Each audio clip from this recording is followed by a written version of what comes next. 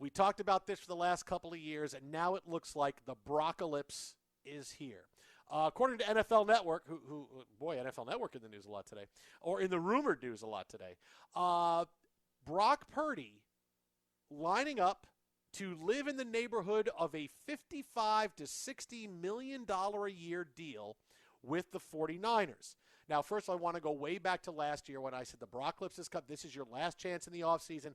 And I don't know how many 49ers fans said, oh, we just franchise him. We don't need to extend him. Yeah, you don't do that to your quarterback if you want to keep him. You're going to have to sign him in the offseason. Ta-da! Here's where we are, and already we're seeing numbers thrown around, $55, $60 million, whether this is from Brock Purdy's camp, whether this is what it's going to take to sign him. But now the Brockalypse is here. $55 to $60 million for Brock Purdy. And I'll be the first guy to tell you, I don't pay him that. I don't. It's difficult because the 49ers are sort of stuck because, yeah, they've been living the last few years with Purdy on his rookie deal. It's a bad rookie deal, being Mr. Irrelevant, but they were able to go in. They went all in for the Super Bowl, and what happened? Didn't happen, so they had to jettison a lot of contracts. And now, what are you going to do when you're paying Brock Purdy, right? You already said goodbye to Deebo Samuel. Brandon Ayuk is injured last year, and other players you had to let go. The 49ers era is over, and now you got to pay your quarterback. Brock Purdy is a good quarterback, right? He's good.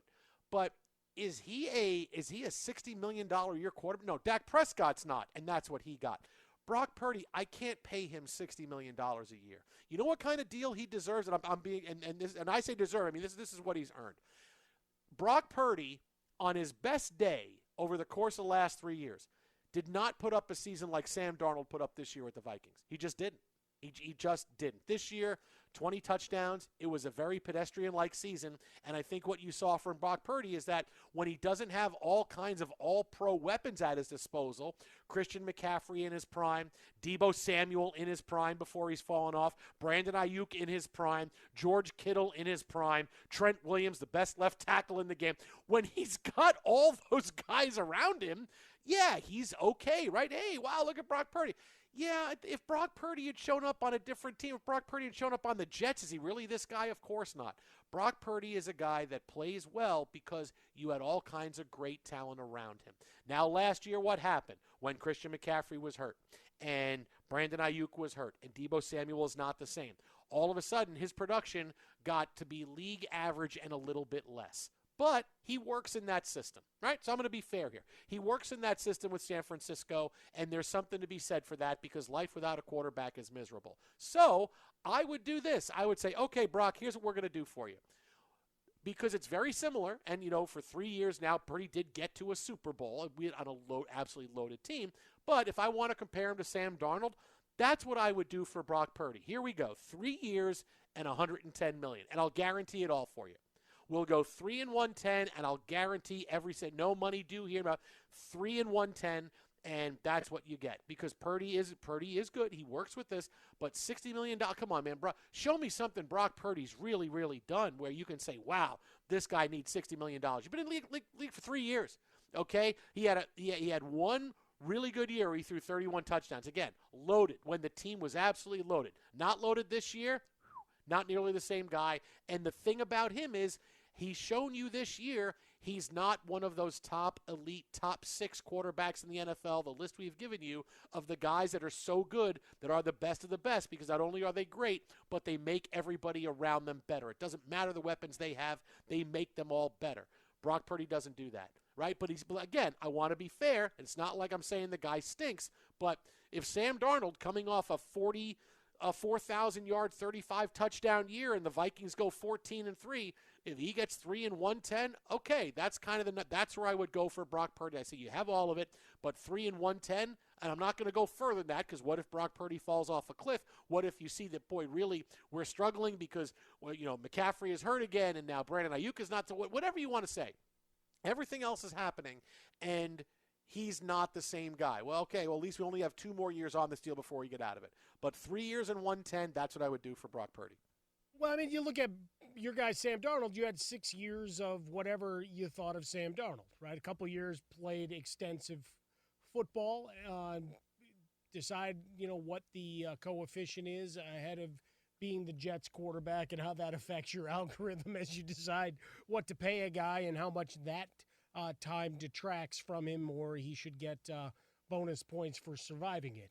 All of that to say, Brock Purdy had the 2023 season. He was still a top 10 in terms of quarterback rating guy. It's look, if we're going to use that sometimes, that becomes the be-all to end-all for folks, right? Of what was his quarterback rating? I'm kind of there's noise to it, because then you go to the QBR, the one that they made up over at the 4-letter, so you can go to that. But still top 10 if you exclude the guys that only played 1 or 2 games, including Jimmy Garoppolo and guys like that. But you had a crumbled offensive line. You had a bad receiving core, and you're missing McCaffrey. You missed a bunch of your defenders.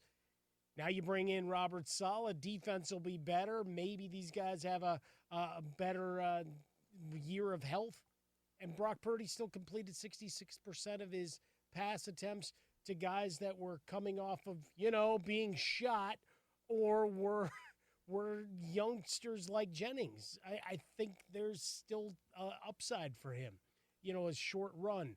Does he get $60 million? No, but if that's the market, that's the market. Or $50 million or whatever that number is. I don't know that Sam Darnold's the necessarily the right comp either, because he had a loaded team around him. Are you going to penalize him? No, but that's what I'm saying. He's good when he's got loaded people around him, and that's the year that Sam Darnold had. So all right then, you're good when you're really good when you have really good people around you.